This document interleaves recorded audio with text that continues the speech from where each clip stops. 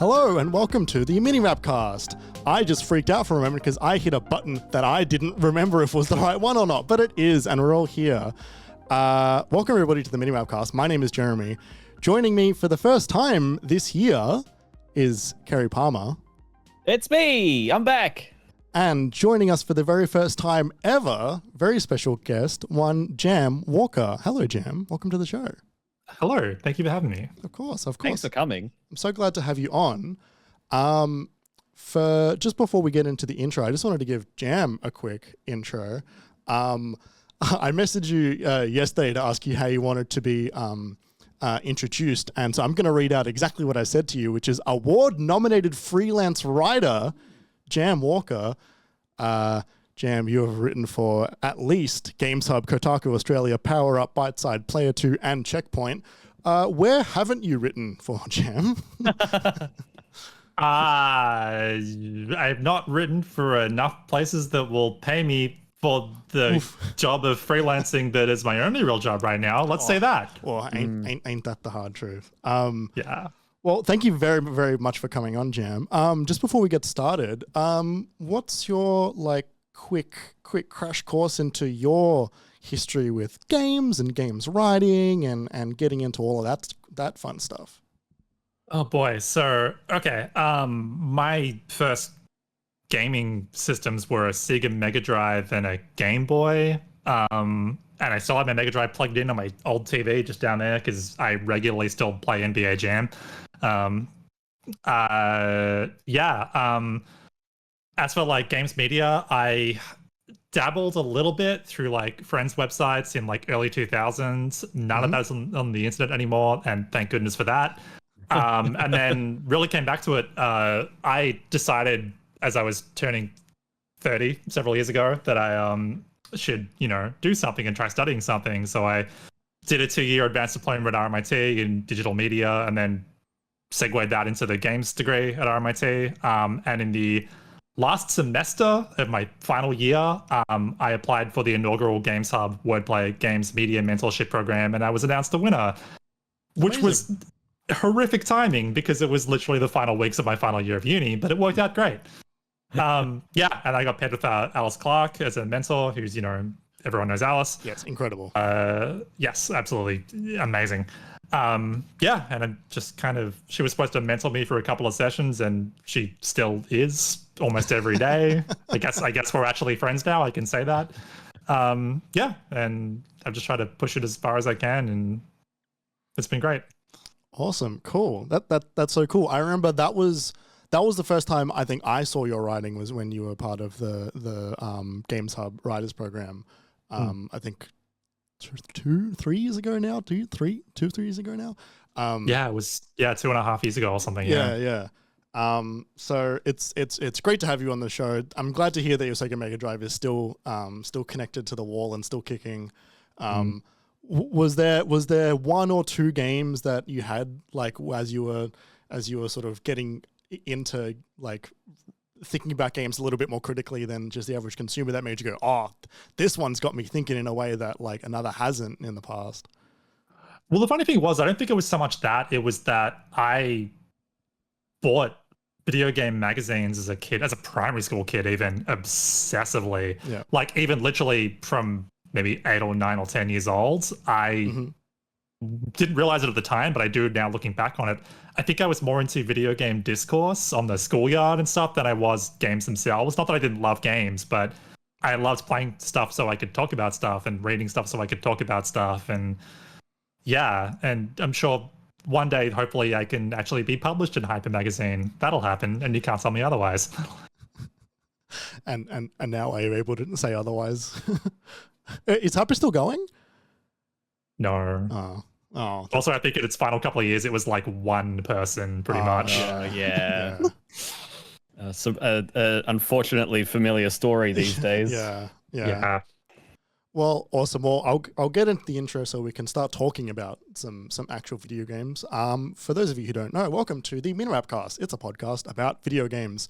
The MiniMapCast is a fortnightly video podcast that goes live every Thursday evenings, aside from today, because I have some technical issues that I need to fix. If you like what you're hearing, make sure you tell your friends and give the show a positive rating wherever you listen to your podcasts. It makes a huge difference, and it only takes a few seconds. If you want to get notified every time a new episode is released, make sure to follow us on social media. We are at MiniMapAU on Twitter, Instagram, TikTok, YouTube, and also Twitch, where the MiniMapCast goes live usually every second Tuesday night at 7:30 p.m. Melbourne time. MiniMap also wants to thank Shook for letting us use the Moog Model D Improv as the music for the MiniMapCast. You can listen to more of Shook's music at shook.bandcamp.com. And finally, MiniMap is completely independent and funded almost entirely out of our own pocket. To help keep the mics and lights on, you can support us by becoming a patron. For only $5 a month, you can know that you are indeed supporting the show, and you will also gain access to some of our special bonus features, like when Kerry and I took a few trips down memory lane and watching old E3 coverage from yesteryear. Head on over to patreon.com/MiniMapAU to help us out, and remember, it's cheaper than a latte with oat milk. I tried to get one delivered today because the cafe around the corner closes about the right time of me wanting one.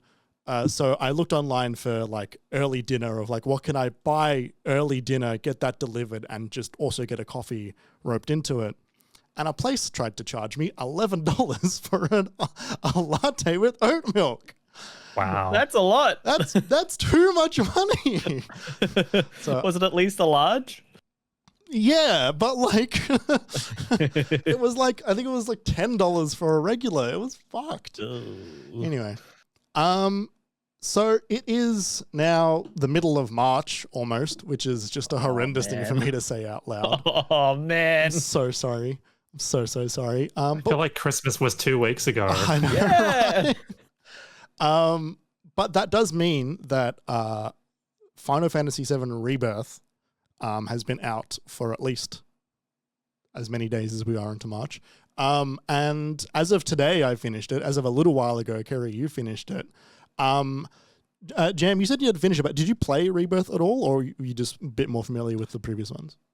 No, so the funny thing is I went from the Mega Drive, the aforementioned Mega Drive, to the N64 and didn't own a PlayStation until I bought one in a UK charity shop for, I think, £10 about 5 years ago. Please tell me it came with a memory card with a bunch of random saves that someone had donated.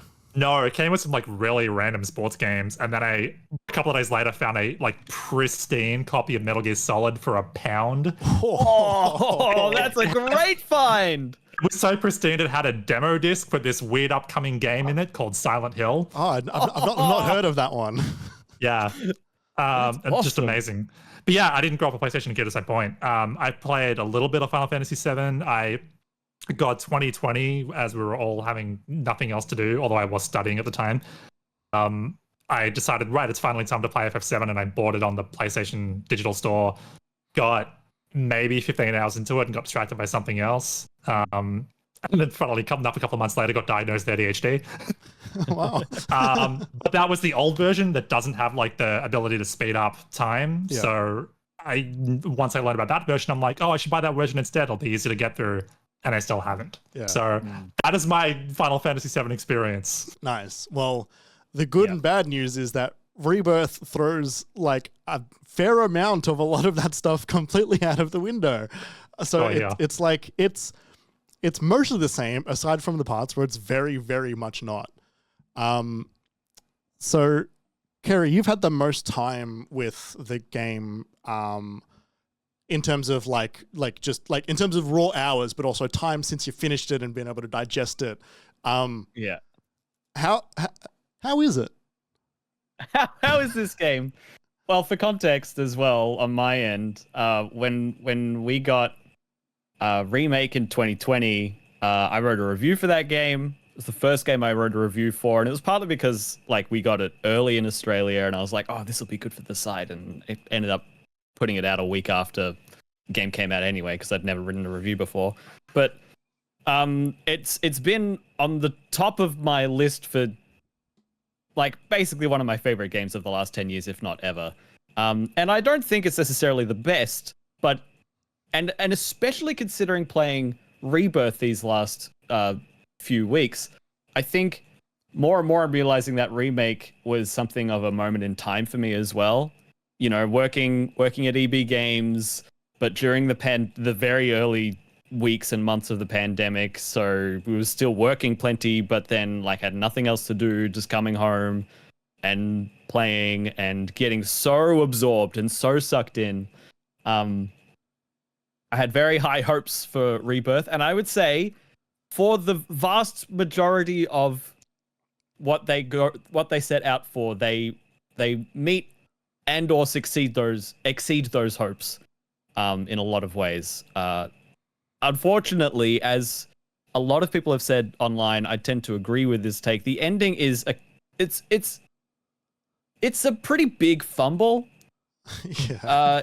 And it's not enough for me to go like, screw this, I'm not gonna do the next one. Like, I'm like, okay, like we'll see what happens next. But looking at the excitement I had finishing Remake in 2020 compared to the excitement I have finishing Rebirth this weekend just passed, it's night and day difference. Yeah. Unfortunately, I really wanted them to harness that sort of fervor that they stirred up with their hints at trying to shake up what happened in the previous version of the game, and maybe it'll be different, but maybe it won't be, and this character's alive and they were dead last time, and what's going to happen? And it's all a bit milquetoast in that regard by the end. Yeah, like I messaged you just as I rolled credits, and I think the three messages I sent you is like, I rolled credits, and then I just sent you ha ha ha ha ha, and then I sent, what a mess. It's like I'm still definitely digesting the ending of it, but like I'd started to sort of put together how I was feeling about the game overall over a while, because it's like I beat it, like I didn't shotgun it, but I got through it relatively quickly. I didn't fuck around with a lot of side stuff, and it still took me like over 60 hours.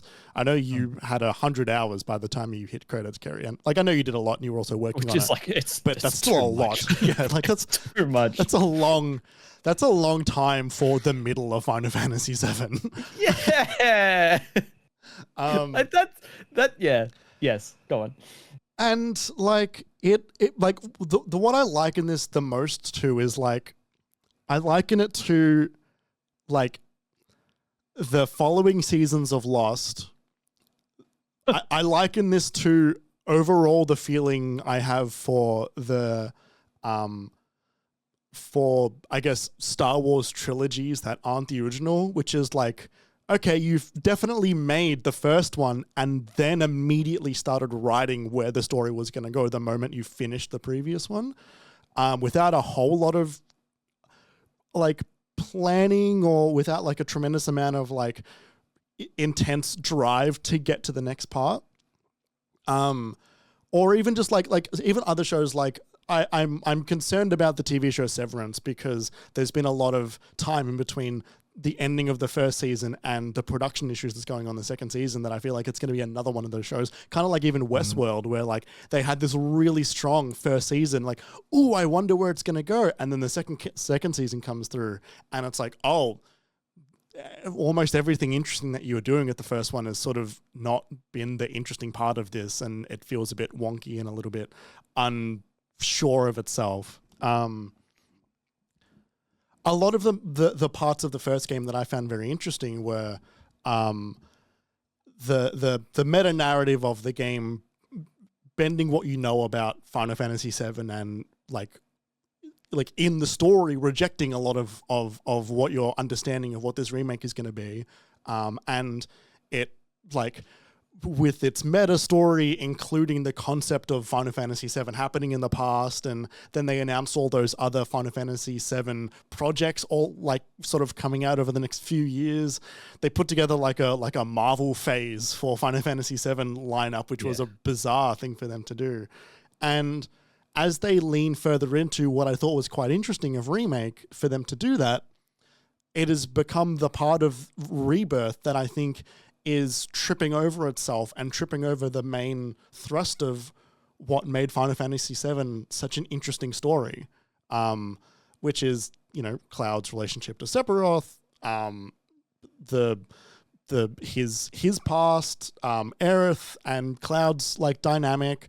A lot of that stuff seems to be like blocked by this weird meta narrative stuff, that the emotional like corner that the final act of this game rests on falls almost completely flat for me.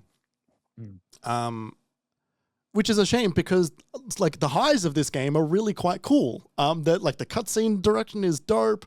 It looks really good. It sounds great. It plays pretty good for the most part, aside from some of the worst mini games I've experienced in a AAA game. Like I shat on like part of Spider-Man 2 for making some really high fidelity mini games that I hated. This like goes all the way over the edge with some of that stuff that I don't know why they've actually put some of them in there, because they are some of the most unfun things I've done. Which is, yeah, again, because the rest of it is really dope. It's such a bizarre, uneven video game. Yeah. And it's so much of a video game too. There's so much game in there. There's too much game in there. You can't handle that much video game.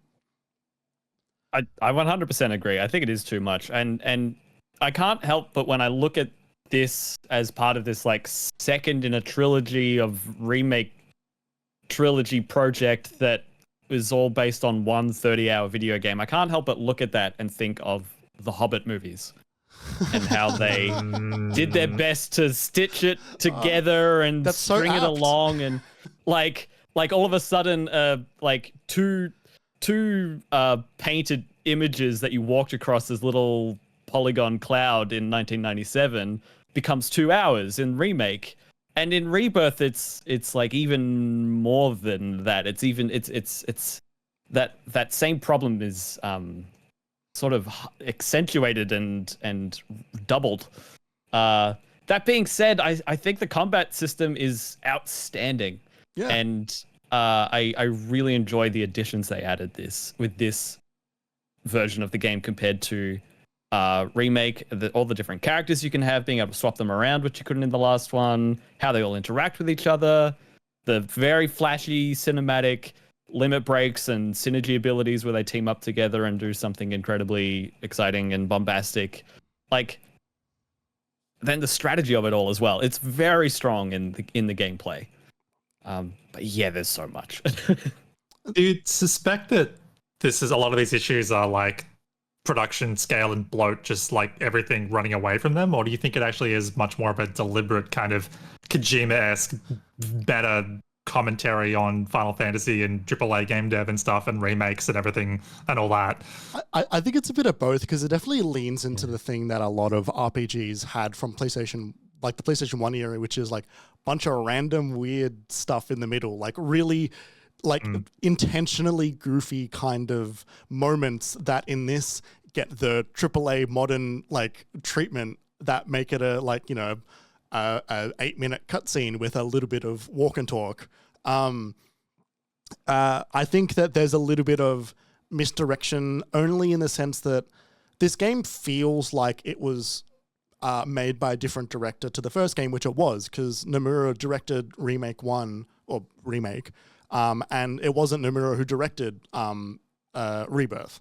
Nomura is still overseeing the entire Final Fantasy VII series, but it's not a game that's directed by him, I think, because he's also directing Kingdom Hearts 4 at the same time. So it definitely feels like it's got a little bit of a different voice. Not like it's completely disconnected from the first game, but there's been just like a touch revising. Yeah. And at the Dark Souls 2. A little bit, like, yeah, maybe not quite that of a departure, but maybe a little bit more. I'm trying to think of an equivalent, but I'm having trouble. Yeah, I am too, because the thing is, it's like mechanically, graphically, it is more impressive in a lot of ways, and more engaging and more fun than I think Remake was, and it gets around some of the issues that Remake had by finally being able to open up like a Final Fantasy game does, being able to change your party around, which you couldn't do in the last game, which is like bizarre to not be able to do. But at the same time, because they were remaking such a small part with Remake and fleshing that out, they could only flesh it out so much. And I think they had so much material to work with here, and instead of restraining themselves, like I've been thinking to myself, like, how would I have made this more streamlined over the last couple of weeks? And I would have cut entire open world sections. Like, they don't have a big open world per se, but like a string of sections that then, like, you go through like a narrow tunnel section that's quite linear, and then it's an absolute glut of things to do all of a sudden, like 14 hours. I feel that way about most games. Yeah, and that's fairly accurate. It's very like, this is how it is for this one. With that each defined section. I would have cut 2 of those 6 open world sections, like, just wholesale, just gone. Like, the game's excellent, like, it plays great, cool, whatever. Let's trim the fat a bit here. Let's just keep it a little, just keep the momentum going a little bit. That restraint that they didn't really employ would have gone a long way. Yeah. I wish they had more Queen's Blood, the card game that they've added, because holy hell, what a good card game they put in this one. I don't usually fall for that stuff, but man, this one was really good. Yeah, it's Gwent levels of good. They should put this on phones. Oh, wow. Yeah. If anything you can do in Final Fantasy VII Rebirth, Jam, you should at least try and play just a little bit of that. I do like me a card game. It's so bad. It's really good. The only thing that wants me to sort of caution you from that is that, like, you get dribbled out like these clusters of like 2 or 3 matches every 5 to 10 hours. You know, so it's like, oh, when do I get to play the next bit? It's like after a lot. Yeah. I'm talking if, like, you happen to be at someone's house and they've got a middle of the game save already there, and they've got some people there that aren't like doing the card game, then like, you could just jump in and be like, oh, this is good actually. It's really fun. I know that you're a little bit more prone to this, Kerry, than I am, but I think I'm not going to maybe go back to this game ever. Not because I didn't like it, but just because there's so much of it that is so uneven that it's quite an unappealing game to consider ever returning to, I think, for me. Yeah. There's also a problem because of this pacing and how much they've expanded on it. There's a problem where, like, actually in the plot, nothing happens for so long. Well, it's all second act, right? Yeah, exactly. Yeah. Except, like, it's fully half of this game where, like, you know, some things happen, there's some character moments, but realistically, there's very large chunks of this game where plot-wise, nothing happens. And you look back and you're like, what was it all for? Oh, we finally start having some reason to do stuff and some urgency and some, like, I feel like it only really gets going at like chapter 9. Yeah. Which is so far into the game. Yes. So, I don't know. I'm inclined to go back to it in hard mode because I really loved the challenge of hard mode in Remake and platinuming the game, but the game's so big and unwieldy that, like, I'm not going to hold it against myself if I burn out and just let it go. So, we'll see. I'm definitely going to write down some thoughts on this though. Like, it's been sitting in the tank percolating for 6 weeks at this point, and I'm ready to distill something. I think you're gonna hate what I've considered writing. Just in something to do with Kingdom Hearts. Yeah, just in every way, shape, or form, this game is actually just Kingdom Hearts 2. Like even at the end, like even in the last hour, I'm sitting there like, I've seen this before. I know this part. Does Rebirth interest you, Jam, as someone who hasn't like played Remake even? Look, at Final Fantasy, I've played most of 10. I finished, bizarrely enough, I platinumed 15. Again, I wasn't shocked when I got a ADHD diagnosis. Yeah. But that's kind of my experience with Final Fantasy, and I feel like it's this big missing piece for me. So yeah, 7 is what I really want to get to and start. Problem with being in our kind of gig is it's very hard to make time for games that aren't like work obligations. Oh my god, right? Let alone games that are gigantic JRPGs. Yes, yes. Yeah. No, I really want to. I've always had the desire to go back and go through all 3 Final Fantasy 13s, but that's 3 whole RPGs that I remember buying 13 when it came out, like right at launch. I put about 10 hours into it. I still did not understand what the hell a pulse falsi, whatever the hell it was, and I went, good memory. No, I went down here, and I never went back to it. Yeah, that's fair enough. The only reason I remember that is because it was very close to the brand of hard drive that I had at the time, which was LaCie, and I remember just there's a neural like pathway that has been made when that game came out that I've not been able to break since then. Permanently burned into into your brain. I just remember so strongly all the discourse of, it gets really good after 20 hours, and like, yeah. Once you finish the tutorial, yeah. It's funny. I replayed 13. I played it yonks ago, but I replayed it I think last year, and it was as soon as I got to that open section, 25 hours in, that I ditched it. I really enjoyed the more linear stuff up until that point, and I'm like, I don't have time for this, and then I dropped it.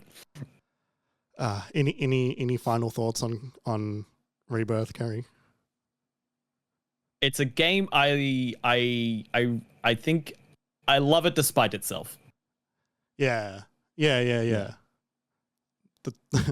true Kingdom Hearts DNA.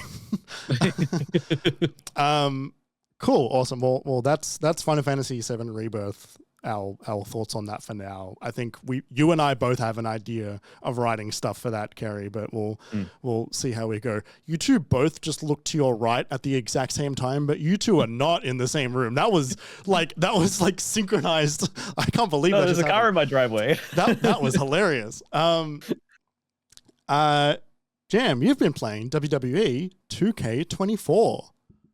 I've been playing a lot of WWE 2K24. How's that going? I know you're really into wrestling, right? I am. I don't watch a ton of it each week anymore because I don't have time, and a lot of WWE's weekly shows aren't very good. 2K24. Look, it's probably the best 2K game so far. But last year's was probably the best so far, and the one before was probably the best so far before that. Cool. And if you haven't been tuned in, 2K22 was a big like reboot and reinvention after 2K20 was a colossal catastrophe. Yes, that's right. I was trying to remember which one was the very public misstep. Yeah, well, 2K20, the series had always been made by a team called Ukes since the 90s, a team called Ukes in Japan, and then suddenly they switched to being made by Visual Concepts, the NBA 2K folks in California, and that happened about 8 months out from WWE 2K20's release date. Right. So that game was made in a not fun circumstance, I'm sure. And then they took a couple of years off and put in the work to make it good again. And it is. But it's very much the last couple of years have sort of just felt like, yeah, it's great. But last year's was great. And last year's was great. And it's like there's a couple of new features and there's a roster update. But even a roster update is like not necessarily a good thing because you'll inevitably have lost people that you really like who are no longer with WWE. Yeah. So it makes them really weird games to kind of review and or recommend. Because obviously the diehards with any annualized sports game are going to buy them day one anyway. Yeah. And there's some little things that are truly fantastic. Like WWE have always used, the 2K games have always used generic referees, and this year they actually have the likenesses of their real referees, which is fantastic because it also means those people get represented and get paid. Some stuff like their gacha card game thing all these sports games have called My Faction got a lot of flack last year for there were some really cool like unique character skins, but you couldn't use them outside of My Faction. Now you can. Now they're like all modes wide. Another thing too, like one of those skins last year was a John Cena action figure skin. That was literally the John Cena Elite figure action figure. That's amazing. And it looked amazing. Yeah, he moved like an action figure too. It was so fantastic. That's so cool. Commentators talk about like his expression's a little stiff tonight, isn't it, Cole? It was so good. The only way to get it was to buy an Elite Series action figure from Walmart and scan the receipt. It was the only way. And it was locked to that My Faction mode. So you can get that skin for free in 2K24 for all modes day one, using a little like locker code thing. So there's a lot of stuff where it's like, hey, they clearly looked at the community over the last year and did the work, and that's great. It just comes down to like, again, it's a 99.95 for quality of life changes, some good improvements, and like this year's story mode. Well, you know, there's the WWE retrospective, whatever focus thing, and then there's like the story mode, which is like your creator wrestler for male and female story modes, which are pretty much the same. There are bouts every year. But this year it's 40 years of WrestleMania is like the showcase mode with a lot of like, you know, archival footage, and you basically recreate matches as they happened. And even that is a bit weird because like, well, this is the 40th year of WrestleMania, so it's timely. But they spoken out about this, how they didn't want to repeat matches necessarily they've done in previous games, which means the choices they made are a bit odd. Like there's nothing from WrestleMania 1, which is odd. Yeah, right.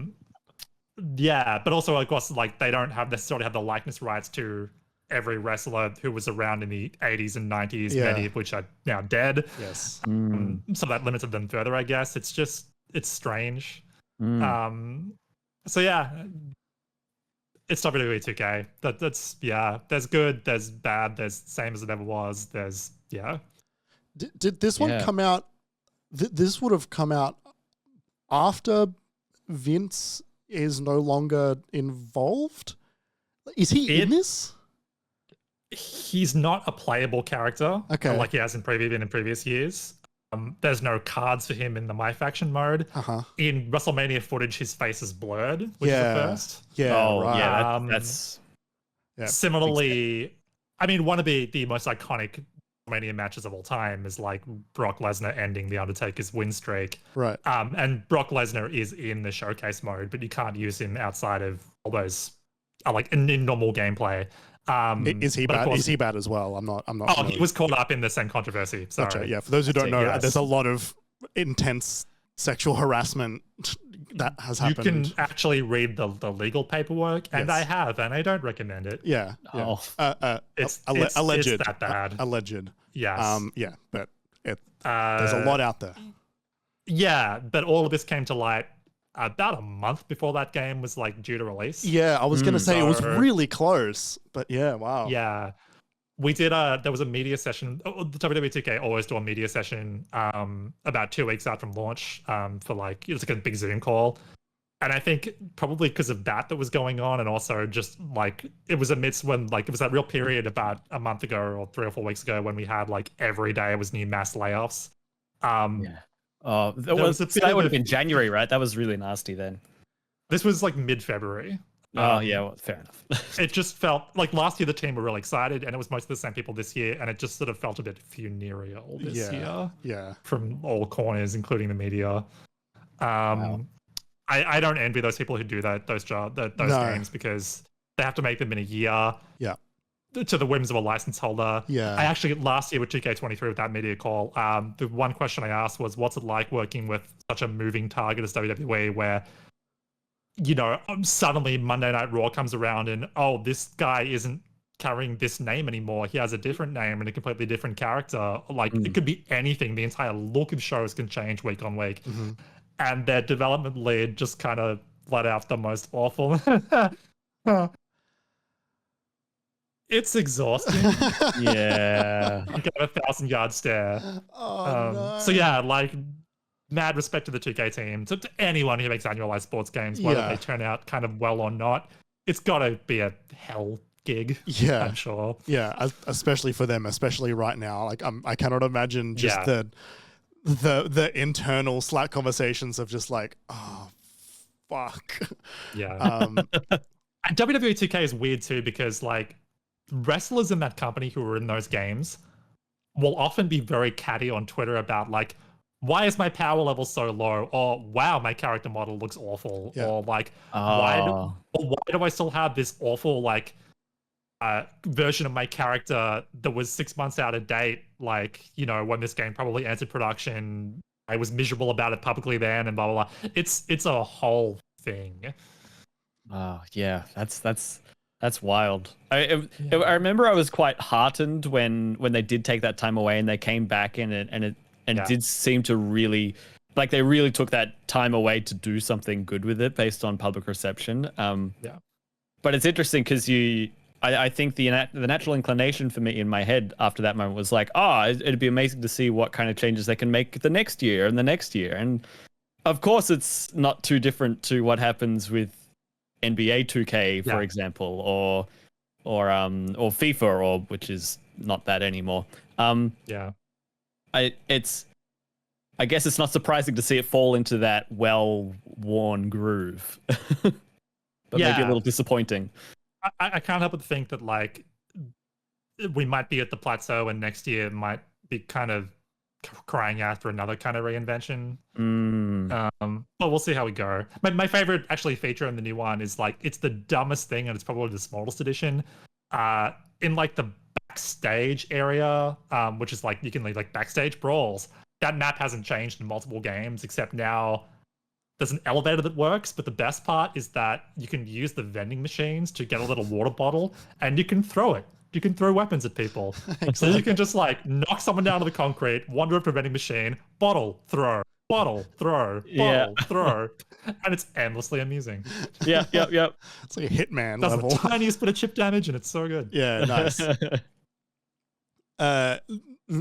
Just quick, is like I know there's like, you can obviously create your own wrestlers throughout all that stuff, and you can do like, you can have some fun with sliders.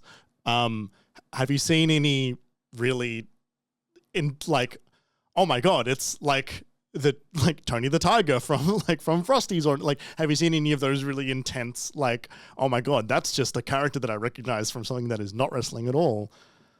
Well, I actually, funnily enough, follow at least one creator on Instagram who, like, their whole Instagram is just their insanely good character creations in WWE 2K, and it's all creating like, here is Edge in his SummerSlam 2001 gear, and it looks perfect. Or here is blah blah blah person who died years ago. Or some people, the character creator is like absolutely incredible. People can make super realistic depictions of anyone. And it's really cool. I haven't seen anything like super off the wall. I saw a really creepy Master Chief someone had made. Okay, cool. But I haven't. Yeah, like they made the armor and everything as kind of like using weird decals on other clothing options and on skin.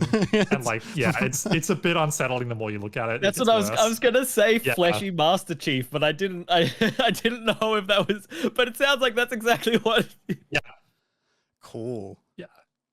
I haven't looked in a few days, but Maya and character that I made for the female career mode, it limits you a bit in that with starting options. But I realized there was like huge black hat with like a nice sort of band around it, and like kind of like old timey 18th century or whatever, like prison striped jumpsuit.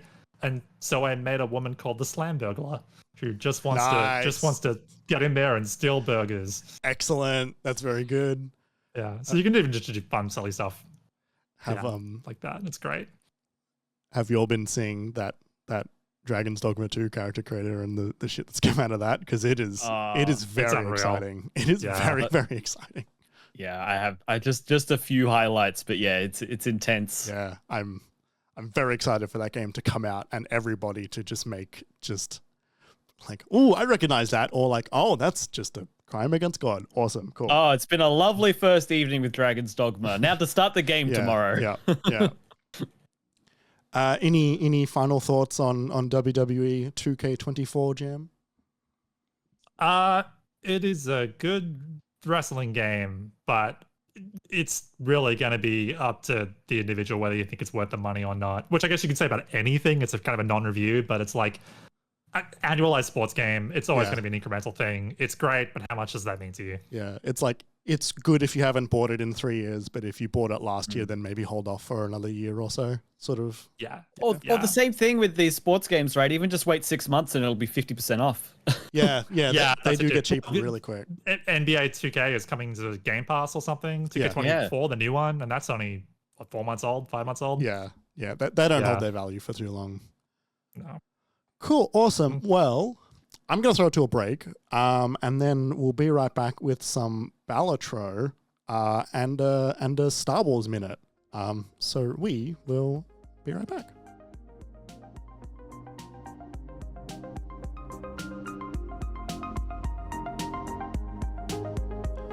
Welcome back to the MiniMapCast. We're still here. We've got a handful of games to go, 2-ish games to go. First up, Kerry, you've been playing some Balatro, or is it Balatro? First of all, no one knows no how one to say it. no one knows how to pronounce the name of this game. No one knows. I think it's a term from like Roman times or something like that, but it's a mystery. Like no one knows. I'm going to put it forward that every single video game as a rule should have like that Resident Evil thing where you press the button and it says like the title in a dramatic fashion. Yes. Balatro. I love that. That sounds great. Kingdom Hearts 3.5 over 8 / 2 days.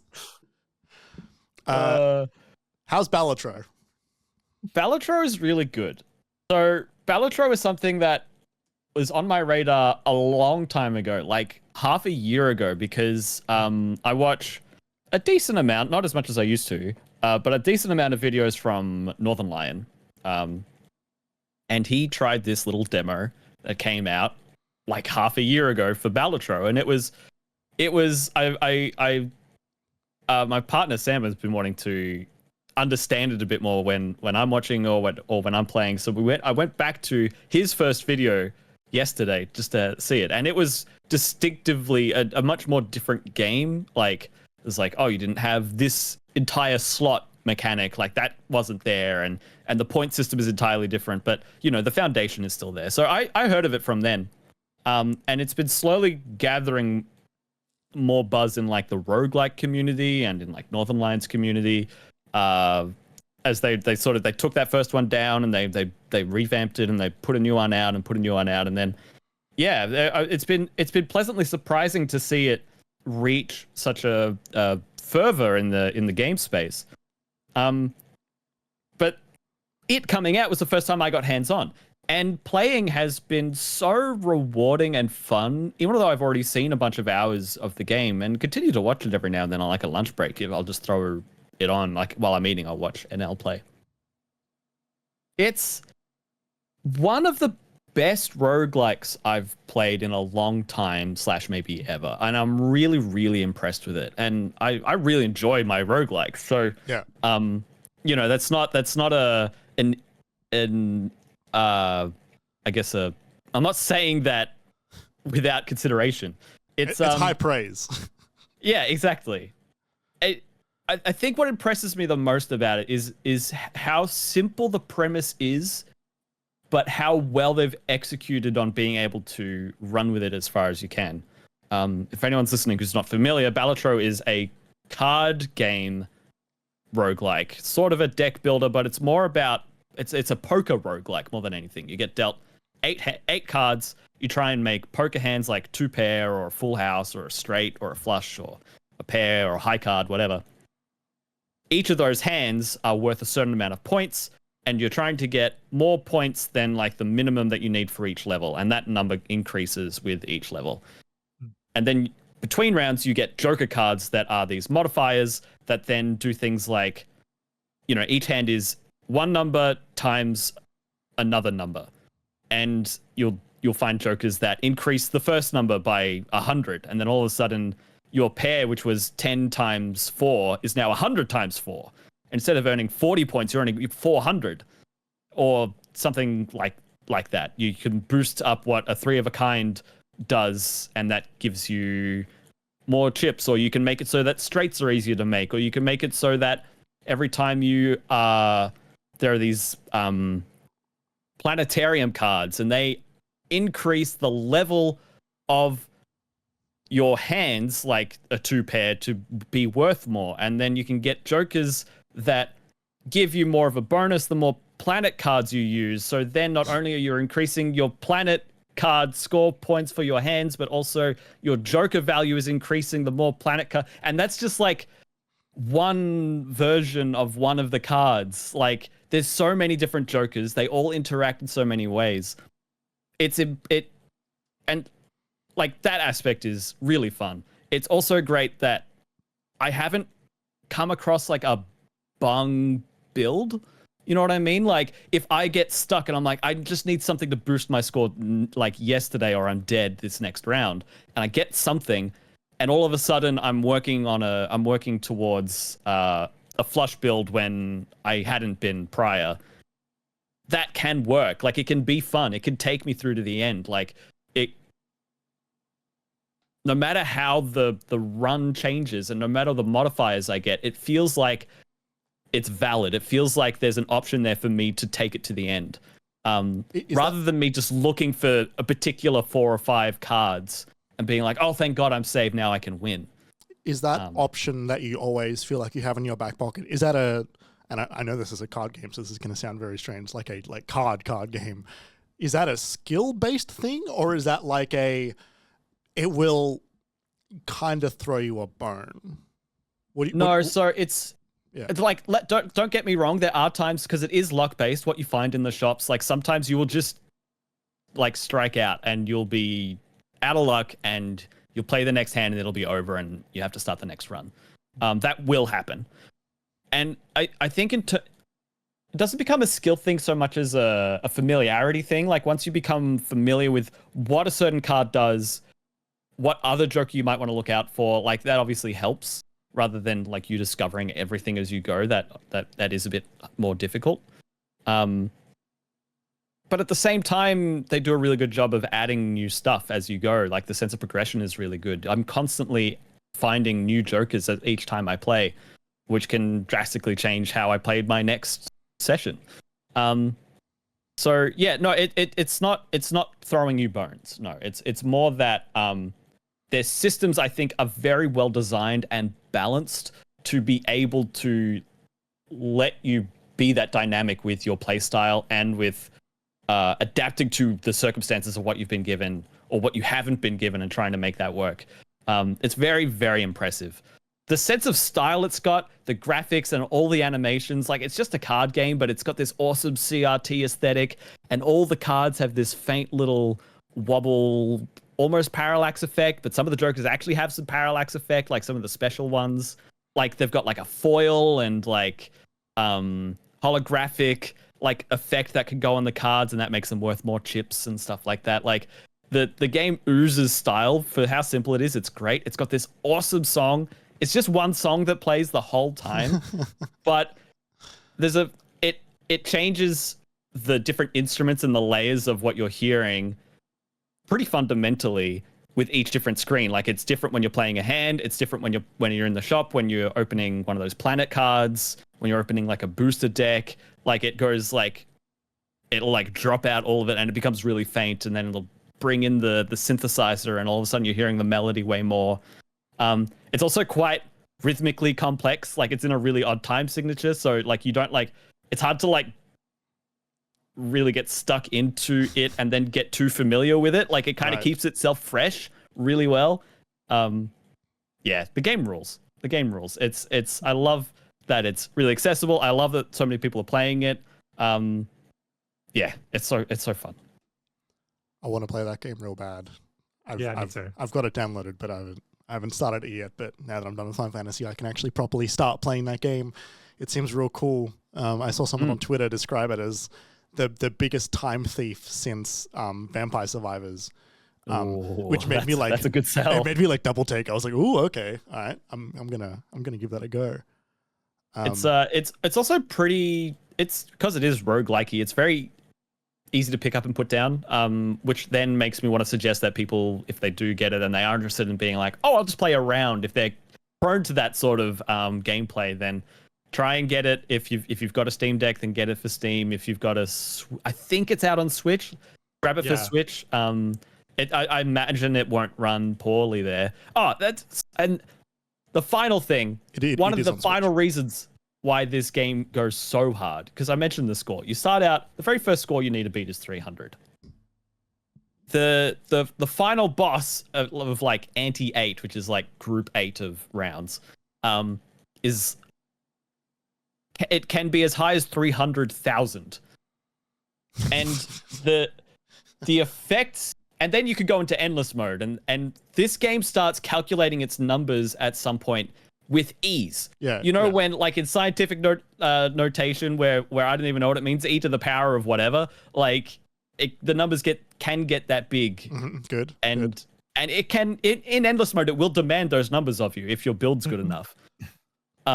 But the best part of getting a run that really sings and really soars is seeing the way the game calculates the score, because it gives you every activation of everything that's contributing to your score. And it's like you played 2 10s and 2 4s. It'll be like, here's your 10 chips for your 10, and then 10 for your 10, and then 4 for your 4, and 4 for your 4, and here's the multiplier from your joker, and here's the multiplier from your other joker. Here's your re-trigger, and it's hitting your 10, and your 10, and your 4, and your 4, and it's hitting that joker again, and that one, and that one, and that one, and that one, and the sound effects going boom, boom, boom, boom, boom, boom, boom, boom, boom, boom, boom, boom.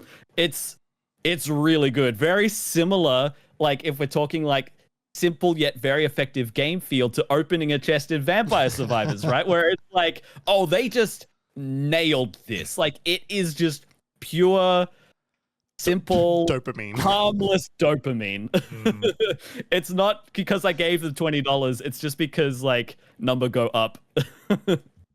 I was just on that real quick. I was looking at there's a handful of things that you can buy with the Steam credits thing that you get for just purchasing and playing games on the Steam store.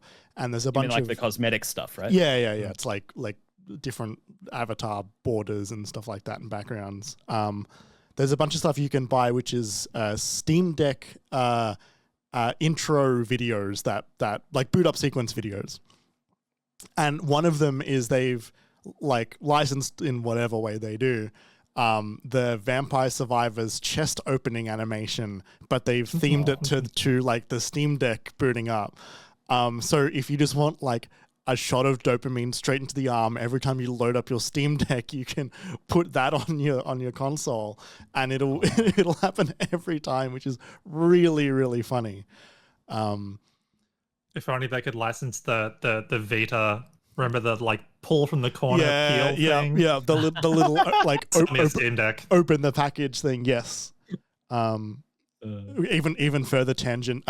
When that console first came out, you couldn't skip the intro, and as a joke, someone loaded up the entire like movie of Shrek as their thing. But they thought it was really funny once, but then they had to wait 2.5 hours for their console to boot up before they could go in and then change the setting to turn it off, which is. But also make sure they charged it so it didn't die halfway through. way funnier as well. So good. They ain't the sharpest tool in the shed. Yeah. Cool. Is there more for Balatro for you to talk about, Kerry, or is that just kind of That's it for me for now? A lovely podcast game as well. Mm-hmm. You know, it's good to have another one of those. It's been a while for me. Aside from the open world sections of Final Fantasy VII Rebirth, but yeah, no, it's wonderful. It's $20 Australian on Steam. Yeah. It's really wonderful. If anything I said just then sounded interesting, at least try the demo. I think the demo is still up. I will confirm that. I was thinking as you were describing part of it, and like it sort of like reminded me a little bit of Marvel Snap in the way of like the parallax and the foil cards and stuff. And it's funny that Balatro has had the had the idea to actually like include scientific notation for its numbers that get that large, because there was a couple of ways that you could get Marvel Snap to go up that high, and it didn't account for that. So the numbers would just get like wider than the screen.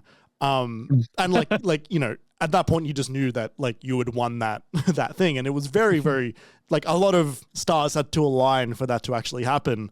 However, when it did happen, people would take screenshots, and yeah, the numbers would just be wider than the actual game would allow, which was always funny.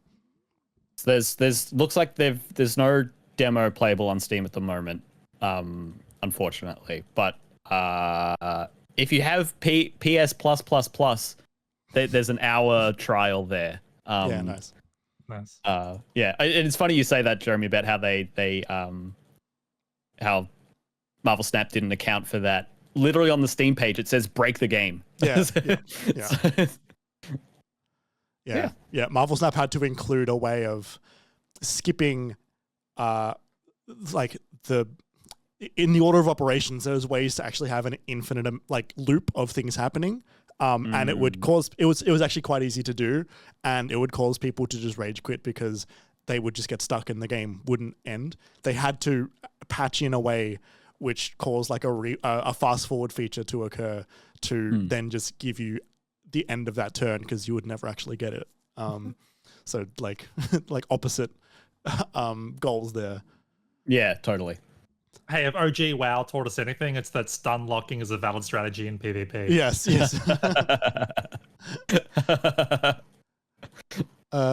Cool. So, Jam, you've been playing some Star Wars. Yes. What Star Wars have you been playing?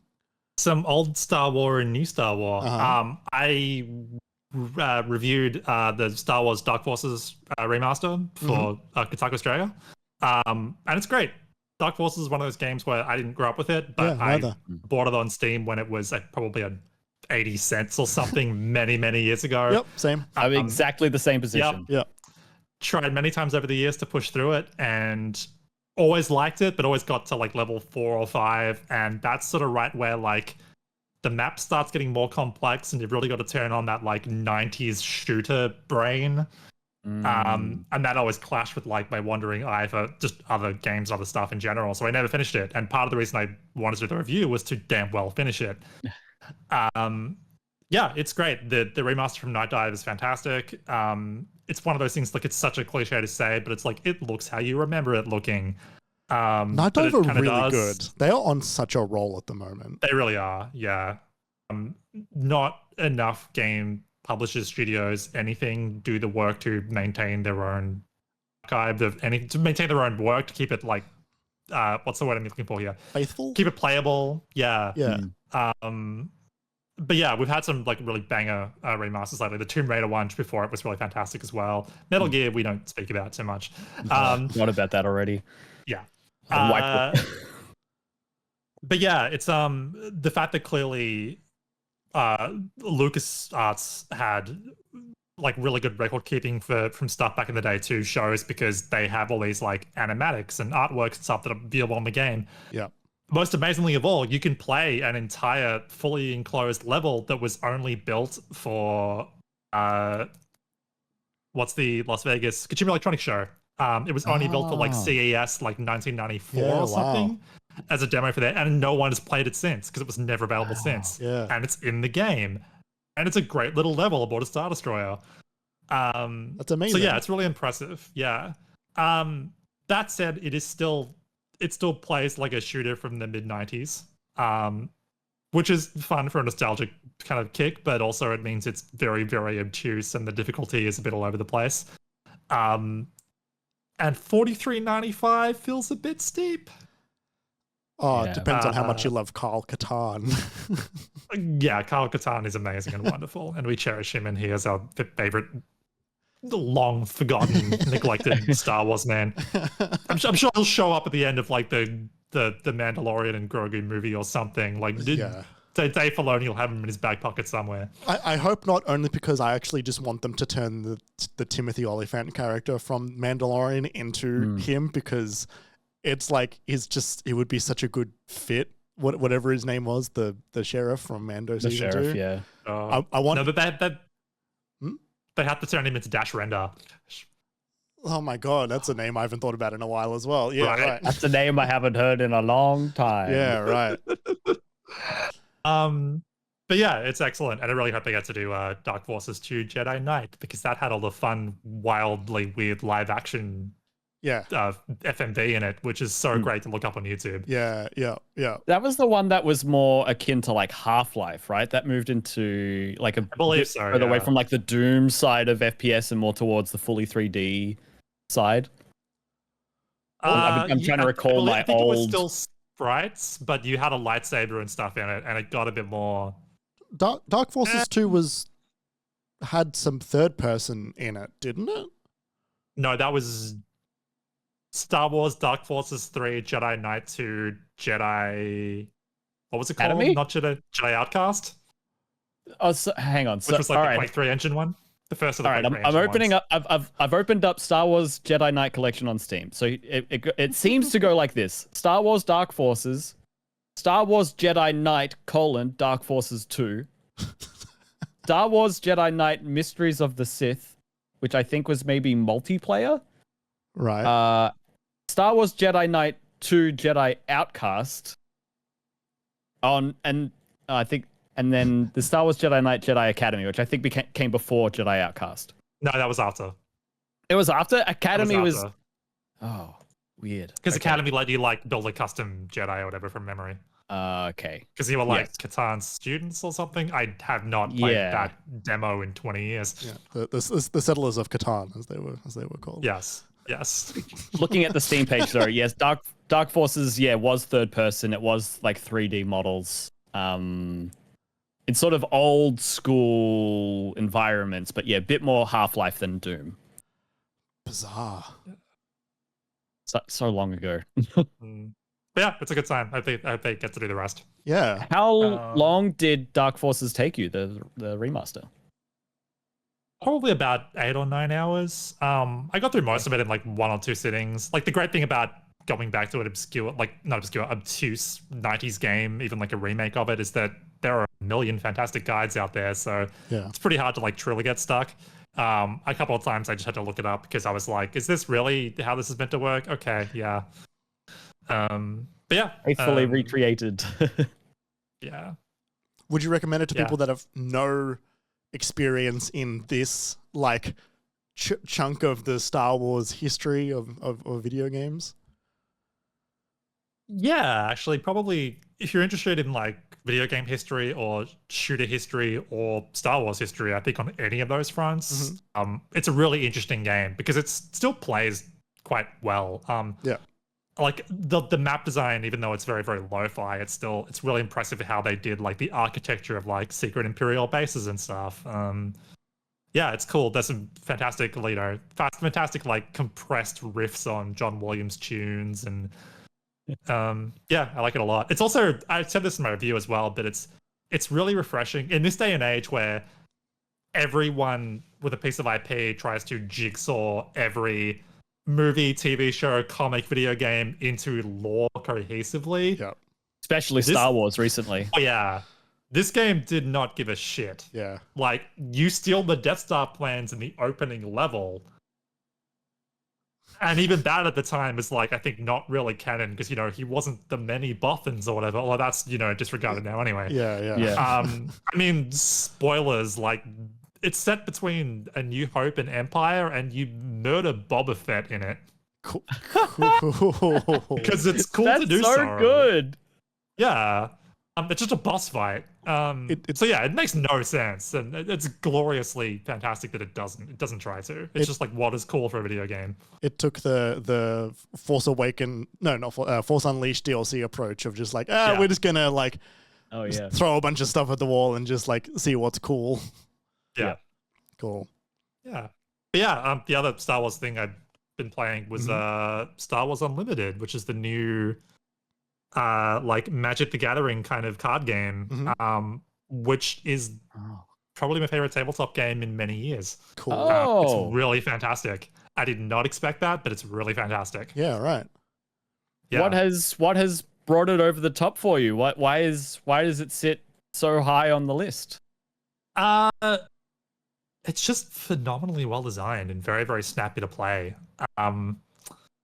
It's weird. So I got sent my review stuff, and then I also had a friend invite me along to go to a pre-release event a couple of weeks ago where they gave us, sealed play. We tore boosters and then assembled decks out of them and played on the night. And then a few days later, again, going back to Alice Clark, I went over to her place and taught her how to play it. And as I explained the rules, she was like, this sounds terrible.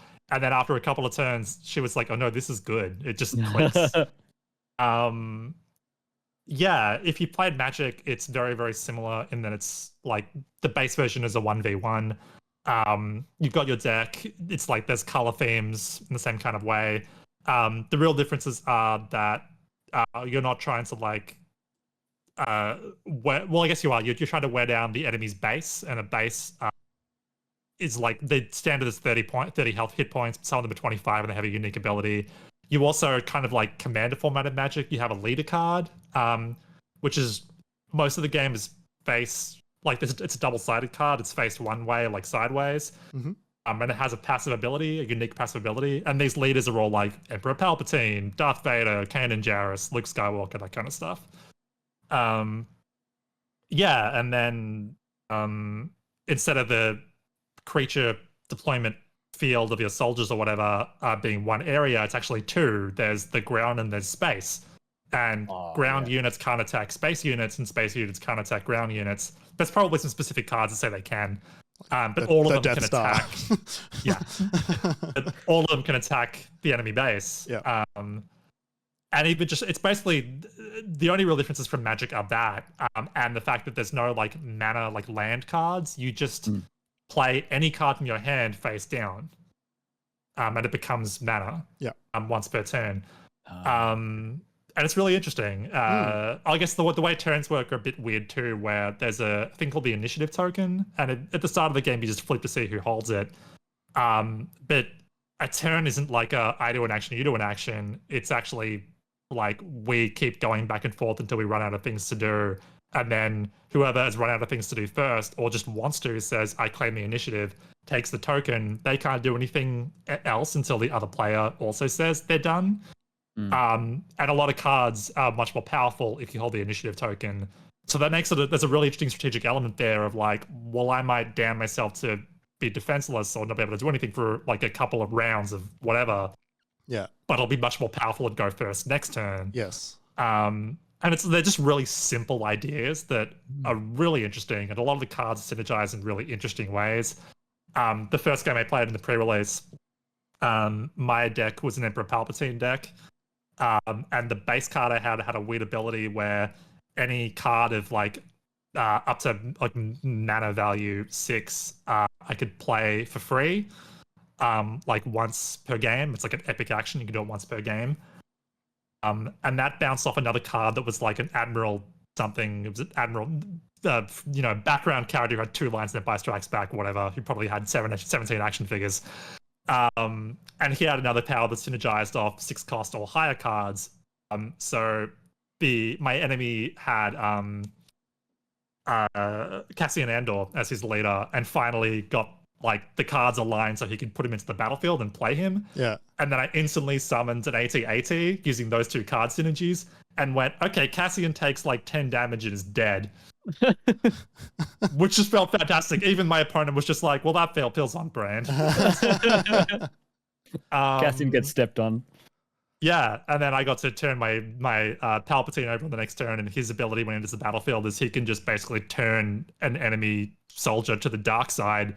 So he had a big like geared up Jedi Knight character, and then just went, okay, he's mine now. Yeah. And after losing for like 4 or 5 rounds, it just suddenly on a dime went to, well, I win because you can't do anything to me now. I'm about to hit you for like 12 damage next turn. Yeah. And it's just, it feels, I said this in my review for Gameshub as well, it feels like a good game of Star Wars Battlefront does, where you've got like heroes doing powerful epic stuff here and there with just like soldiers and ships fighting and dying and crashing all around them. And it's very, very cool.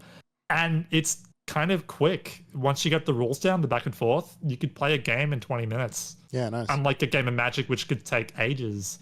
And there's rules for supporting more than 2 players as well on the internet for free. And yeah, I've just been really, really impressed by it. Even sensible stuff too, like Fantasy Flight Games are putting this out. They know they're not going to dethrone Magic the Gathering, so they're not trying. They're putting seasonal new updates out every 4 months. They're not going to do it like monthly like Magic does. They don't see the point in trying to flood the market. It's all just like, I'm really impressed by it, which is worrying my bank account. As someone who has stayed sort of surface level on any of the sort of tabletop card games of most tabletop card games, but I've played a little bit of Magic here and there, but not too much. This sounds like a very refreshing take on all of these things that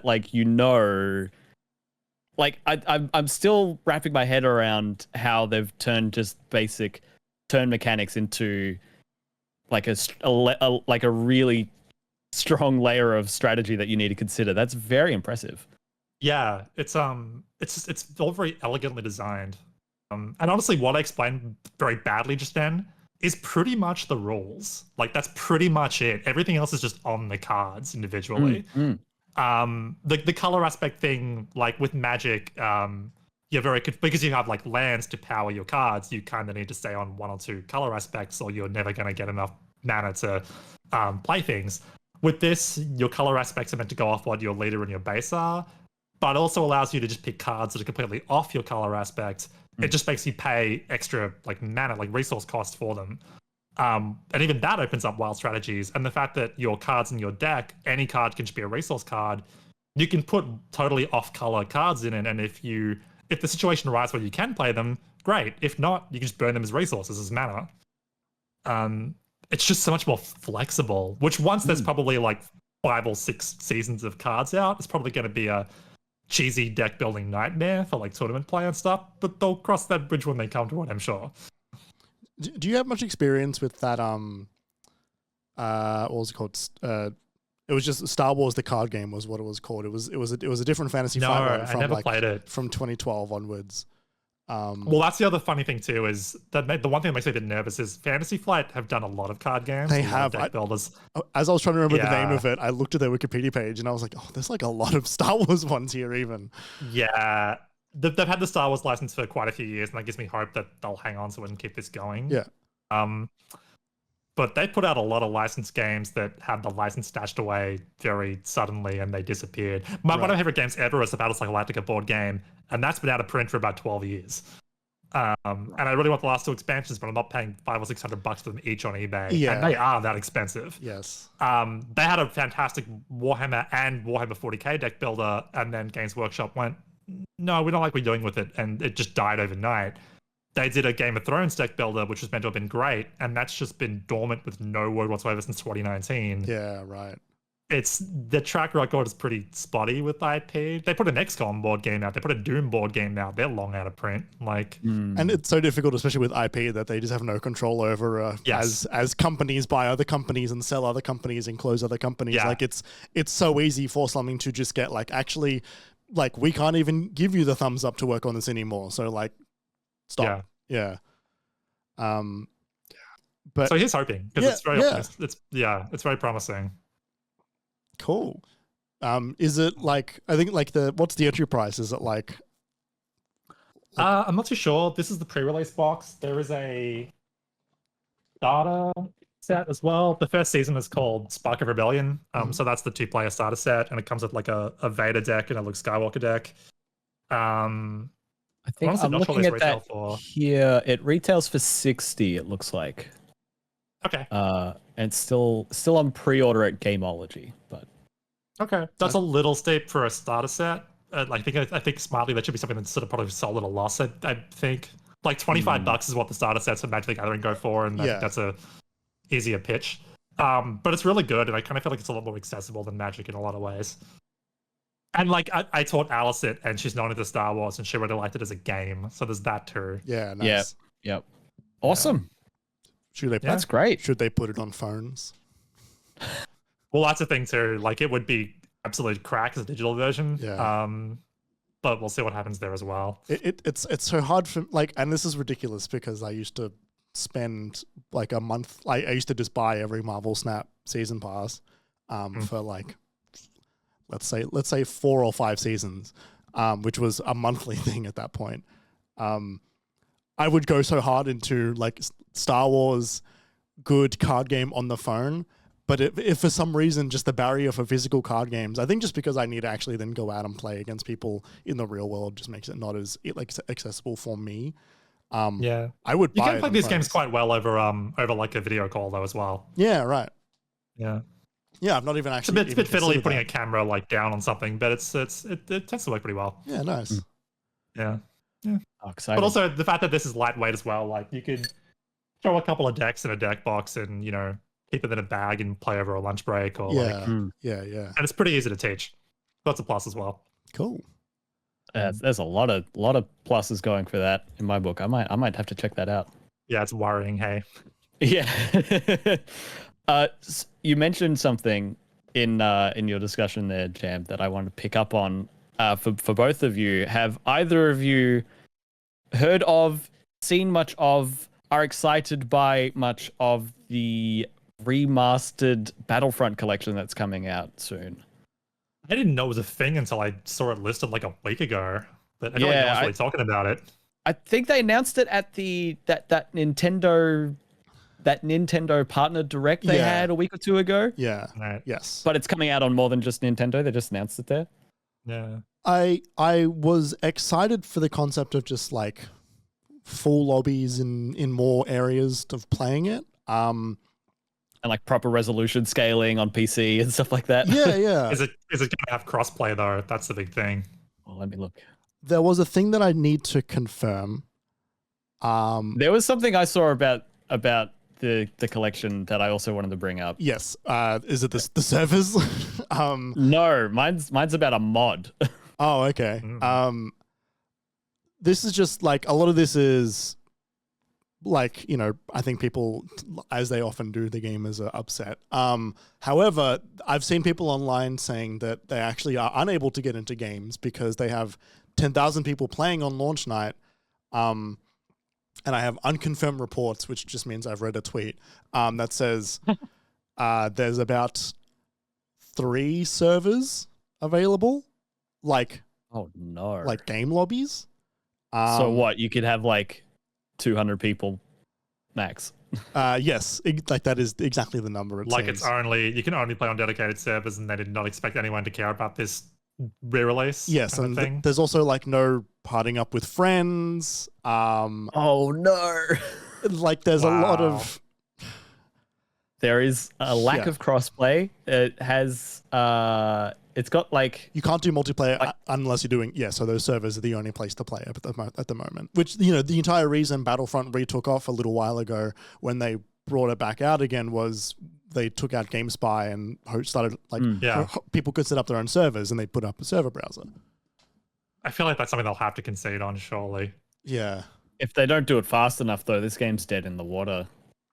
But do they care?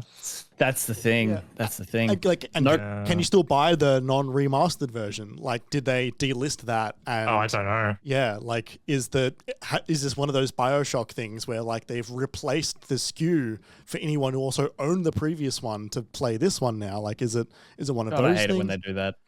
Yeah. No, it is not one of those things. Good. That is good. Battlefront 2 is still available on Steam. The collection. It came out today, apparently. Yes, it has 1,200 reviews. 21% of them are positive, which is atrocious. The thing I heard, it was a story I read on IGN, because people had sort of figured this out on Reddit from the modding community, but they included in this release characters that were only available as downloadable content on the Xbox version of Battlefront 2, which was Asajj Ventress and someone else. Kit Fisto, I think, was the other one. Right. Wow, what an odd choice. Yeah. But the thing with the Xbox exclusive Kit Fisto is a sentence that will live in my head. Yeah, like get us the green guy. But something that was unique to the way that was implemented on Xbox is Ventress had unique animations that none of the other heroes had. Yeah. And so two lightsabers. Yes, exactly. And like the way she held them, I think, was different. Might have even had different attacks.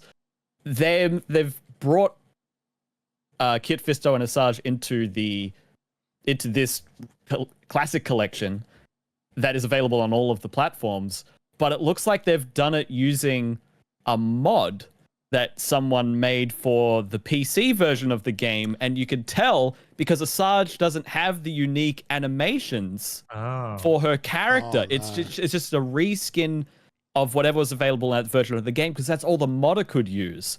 And so this version that's included these DLC exclusive characters ostensibly is using this work that someone else did from the community in the last it was fairly recent, the last 3 or 5 years. Which is like, oh, it's not. I guess like, it's entirely possible they don't have the source code or anything anymore either for that version, or it's who knows right? where these things go. Yeah, I couldn't agree more. And even if they didn't like rip the mod out, they might have just like been like, oh, there's a mod. Oh, this is how they've done it, and then maybe they just did that again. Yeah, like you know, the character model was probably in the code of like the PC version stuff anyway, and just So yeah, it's sticky. It's a shame it's not off to a flying start here. Yeah. Wow. It's also $52. Yikes. and also, Australian. really, who's playing the first one? Like, let's be real. Yeah, I know. Oh. Yeah, it's like getting the Team Fortress collection before TF2 was free. It's like, okay, but I'm here to play TF2. Wow. So that feels like quite a Star Wars trilogy in itself. We had a good Star Wars, a great Star Wars, and then oh dear Star Wars. Yeah. Yeah. And that's still Aspire, who are apparently still making that game. Still making Thingo. That's the Old Republic remake? Yeah, what's the latest word is that it's not actually dead, but there's just a very... Wasn't it that Aspire isn't working on it, but their parent company Saber is, or they've got another team working on it? Like, I think Aspire's not. I lost track. I remember reading something that the game wasn't dead, and whoever was still working on it, there was like a skeleton crew that was still going. But yeah, that's a shame. Well, it sounds like you should spend your time more with Dark Forces Remastered than you should with the Battlefront collection. Yes. Cool, awesome. Well, I think that does bring us to the end of the show. Thank you so much for coming on the show, Jan. This has been an absolute pleasure to have you on. Thank you. This was great fun. Yeah, and welcome back, Kerry. Thanks. It's great to be here. Thanks for having me. On the thing that I own. And thank you, listeners, for listening to the show.